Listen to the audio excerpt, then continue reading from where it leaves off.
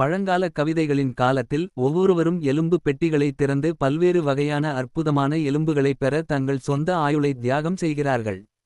ஒருவன் வாழ் அமரர் எலும்பைப் பெற்று உலகின் மிக வலிமையான போர்வீரன் ஆனான். மற்றொருவன் நாணய எலும்பைப் பெற்று அனைத்து இசை மற்றும் நடனக் கலைகளில் தேர்ச்சி பெற்றான். மற்றொருவனோ சொர்க்க நச்சு எலும்பைப் பெற்று வெல்ல முடியாதவனாக மாறினான். மற்றும் நான், என் கடந்த காலத்தில் நான் மனிதகுலத்தின் கடைசி நம்பிக்கையாக இருந்தேன். ஒரு விசித்திரமான வெளிப்படையான பெட்டியை நான் கண்டேன். அதை திறக்க எந்த செலவும் தேவையில்லை. ஆனால் நான் திறந்த உடனேயே இரத்தச் சிவப்பு நிற எலும்பு பூச்சி ஒன்று ஒரு நொடிப்பொழுதில் என் தலையை துளைத்தது. 7ஆம் கட்டத்தின் சக்திவாய்ந்த நிபுணராக இருந்தபோதிலும் எண்ணற்ற தற்காப்பு எலும்பு பூச்சிகளால் சூழப்பட்டிருந்தாலும் நான் ஒரே குத்தில் கொல்லப்பட்டேன். நான் கண் விழித்தபோது 30 ஆண்டுகளுக்கு முன்பு மறுபிறவி எடுத்திருப்பதைக் கண்டேன். அதே எலும்பு பூச்சியின் மாயம் தான் இது என்று நான் சந்தேகித்தேன். நேரம் மற்றும் வெளியின் மீது சக்தி கொண்ட ஒரு எலும்பு பூச்சி ஸ்பிரிங் மற்றும் ஆட்டம் சிகாவாக ஸ்பிரிங் அண்ட் ஆட்டம் சகாடா மட்டுமே இருக்க முடியும். ஆனால் அது சிவப்பாக இல்லை. அப்போது என் நெஞ்சில் ஏதோ துடிப்பதை உணர்ந்தேன். அதிர்ஷ்டவசமாக எனது வலிமையான மன உறுதி இன்னும் அப்படியே இருந்தது. நான் உடனடியாக என் உடலுக்குள் உற்று பார்த்து வியந்து போனேன். அந்த துல்லியமான இரத்த சிவப்பு எலும்பு பூச்சி என் இதயத்தை பற்றி கொண்டிருந்தது. எலும்பு நிலை, தெய்வீக தரம், முதல் நிலை. 2ஆம் கட்டத்தின் தேவை 1000 ஆண்டுகள் ஆயுட்காலம். சிறப்பு திறமை, ஆயுட்காலத்தை விழுங்குவது. என் இதயம் வேகமாக துடித்தது. இதுதான் புகழ்பெற்ற ஆயுட்கால எலும்பு. அதிர்ஷ்டம், விதி மற்றும் ஸ்பிரிங் ஆட்டம் எலும்புடன் சேர்த்து இந்த எலும்பு உலகத்தின் 23 தெய்வீக எலும்புகளில் ஒன்றாகும். என் கடந்த காலத்தில் கூட யாருக்கு இது இல்லை. இதை யார் ஆயத்தப்படுத்துகிறார்களோ அவர்கள்தான் நித்திய வாழ்வின் எஜமானர் ஆவார்கள் என்று கூறப்பட்டது.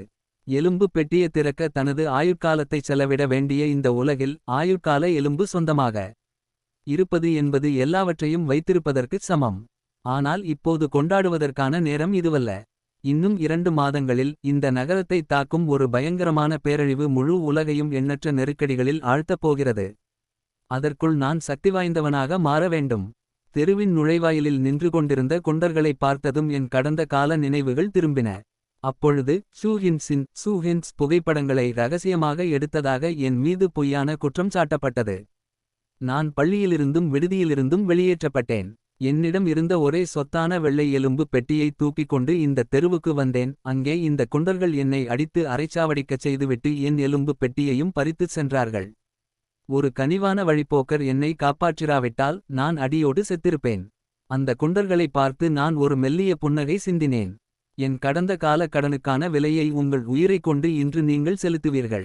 என் பாக்கெட்டிலிருந்த எலும்பு பெட்டியை வெளியே எடுத்தேன். அதில் 10 என்ற எண் பொறிக்கப்பட்டிருந்தது. அதாவது 10 ஆண்டுகள் ஆயுட்காலம் செலவாகும் என்று அர்த்தம்.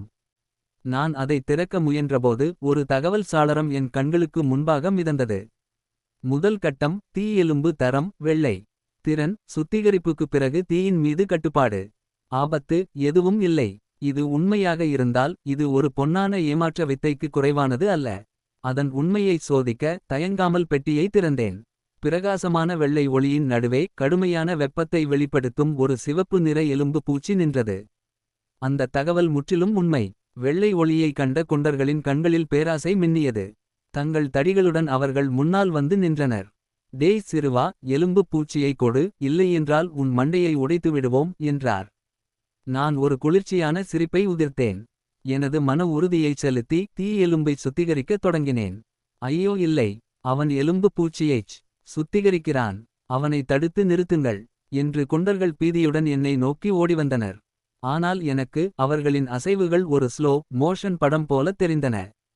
7ஆம் கட்ட நிபுணரின் மன உறுதியின் முன்பு அவர்கள் வெறும் வைக்கோல் துரும்பை போன்றவர்கள் மட்டுமே. அடுத்த கணத்தில் தீச்சுவாலைகள் சுழன்று வானத்தை நோக்கி வெடித்தன. நான் நெருப்பைப் போல பிரகாசித்தேன்.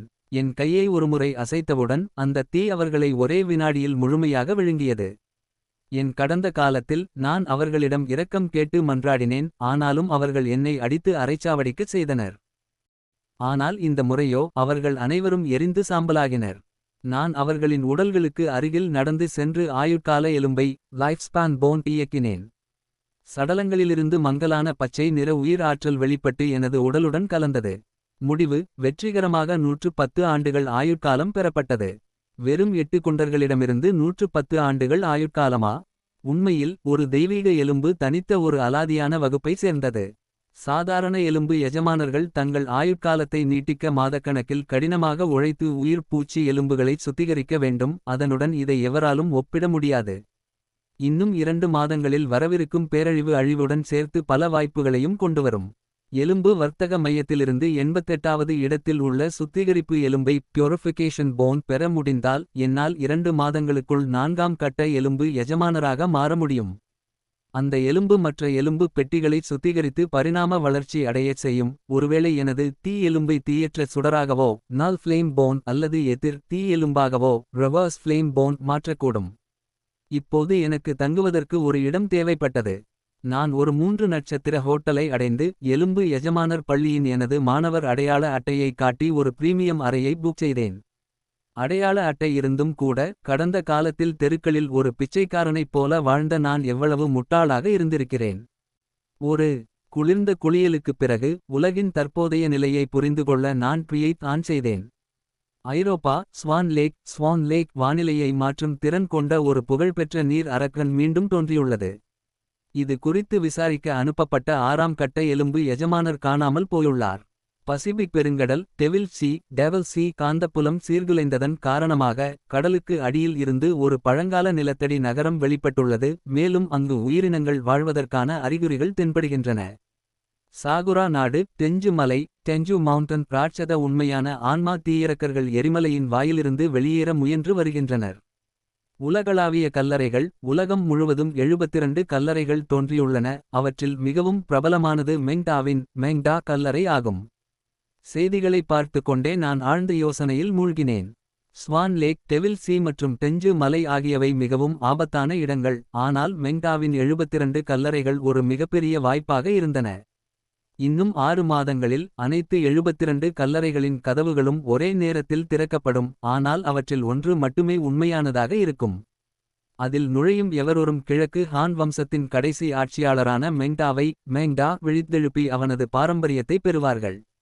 கடந்த காலத்தில் அது ஒரு ஆசீர்வாதமா அல்லது சாபமா என்று யாருக்கும் தெரியாததால் பயத்தின் காரணமாக யாரும் அவரை எழுப்பவில்லை. ஆனால் எனக்கு தெரியும், மெங்டாவின் உயிர்த்தெழுதலுக்குப் பிறகு அவர் இம்டெலி உலகை பாதுகாப்பார் மற்றும் திறமையான இளைஞர்கள் வீணாக இறக்க மாட்டார்கள். இந்த வாழ்க்கையில் அந்த பாஸ் வெளியே வந்து கொஞ்சம் விளையாட ஒரு வாய்ப்பு கிடைக்க வேண்டும். கடைசியில் வைக்கப்பட்டிருந்த நீல தர பரிணாம எலும்பினை ப்ளூ குவாலிட்டி எவல்யூஷன் போன் வாங்க வேண்டும் என்று என் மனதில் முடிவு செய்தேன். அதற்கு எனக்கு ஆரம்ப முதலீடு தேவைப்பட்டது.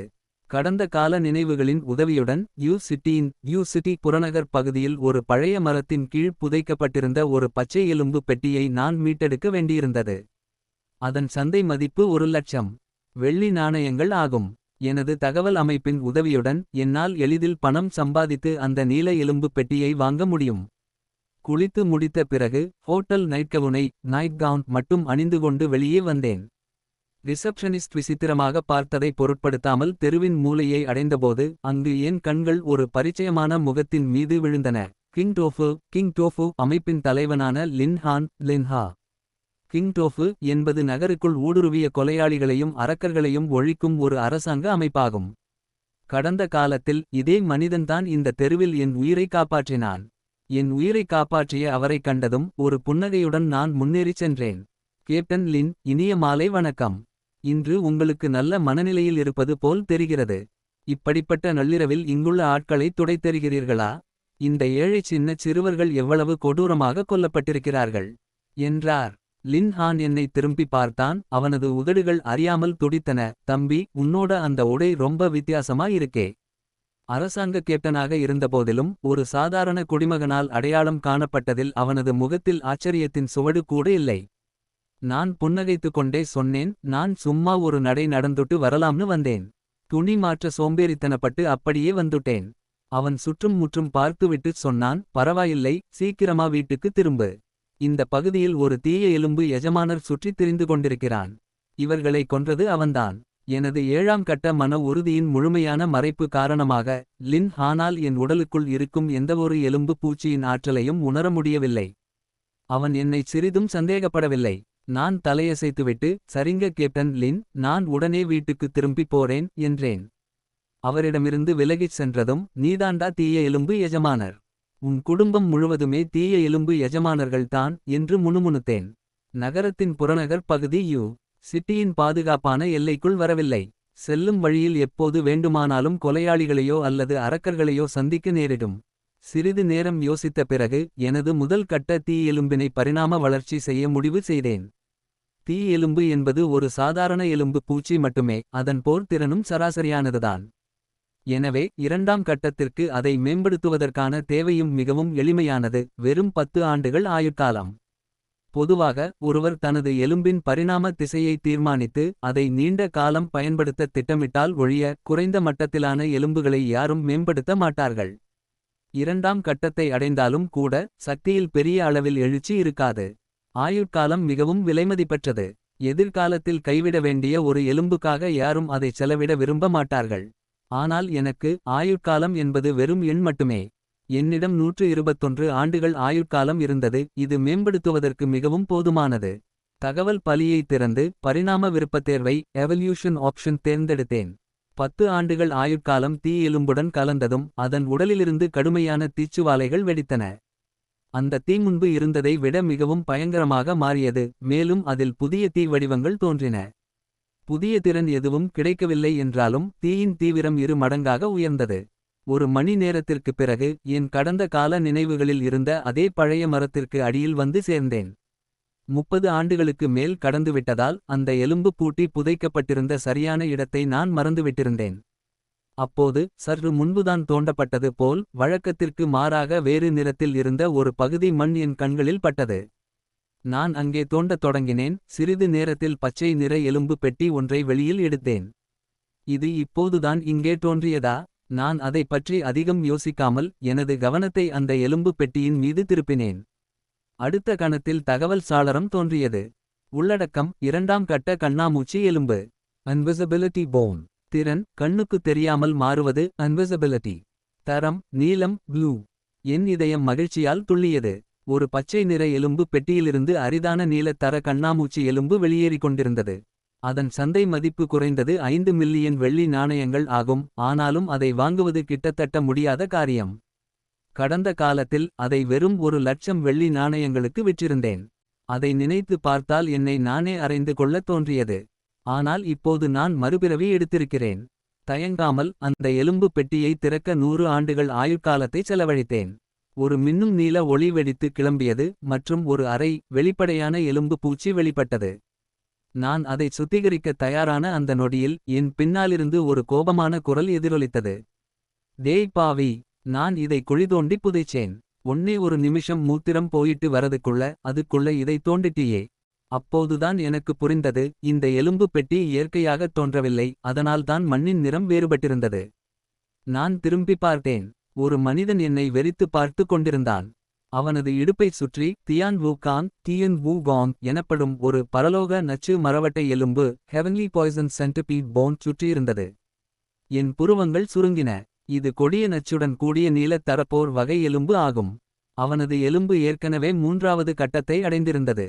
3வது கட்டத்தை தாண்டியதும் அது பயங்கரமான போர் ஆற்றலுடன் கூடிய ஒரு பெரிய மரவட்டை அவதாரத்தை வரவழைக்க முடியும். ஒரு சண்டை வெடித்தால் எனது தீ எலும்பு ஒரே நொடியில் அழிக்கப்பட்டுவிடும். நான் புன்னகைத்துக் கொண்டே கூறினேன், நான் விளக்குகிறேன்.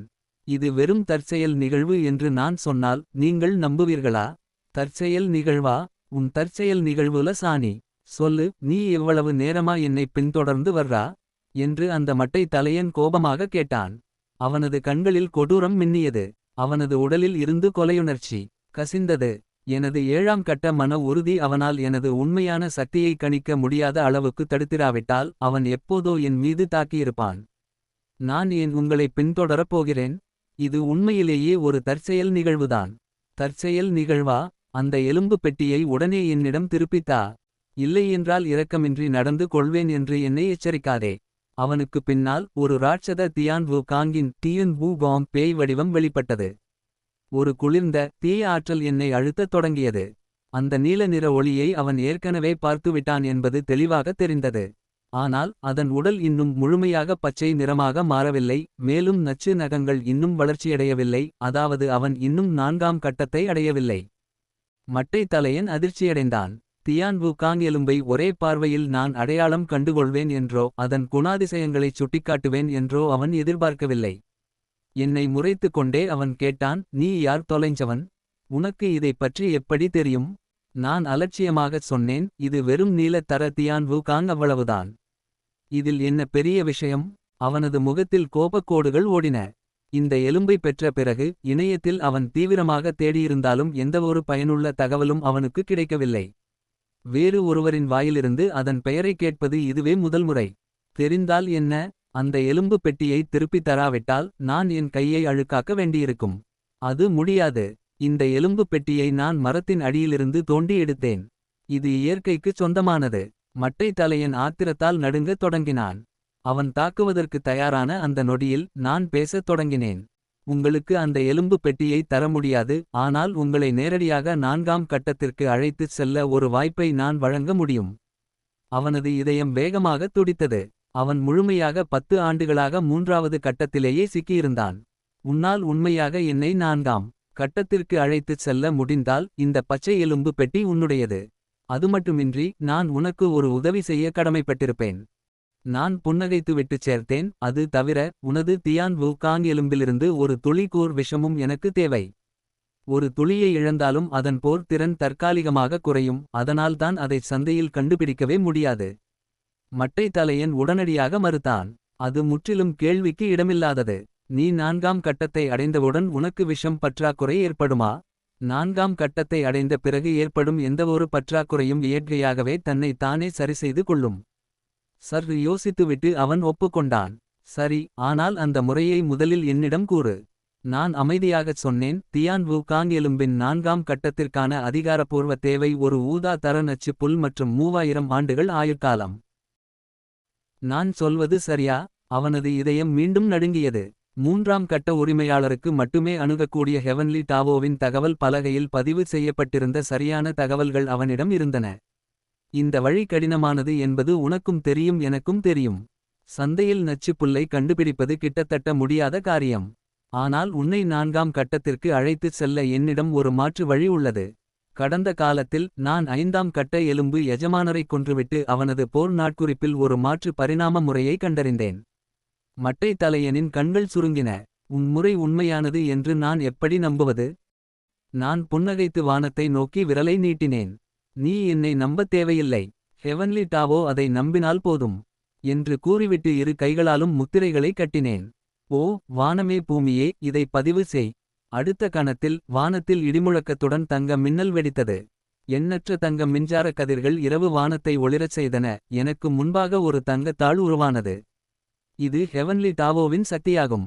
உண்மையான பரிணாம முறையை மட்டுமே ஹெவன்லி டாவோ அங்கீகரிக்கும். இந்த தெய்வீக காட்சியை கண்ட மட்டை தலையனின் கண்கள் நம்ப முடியாமல் விரிந்தன.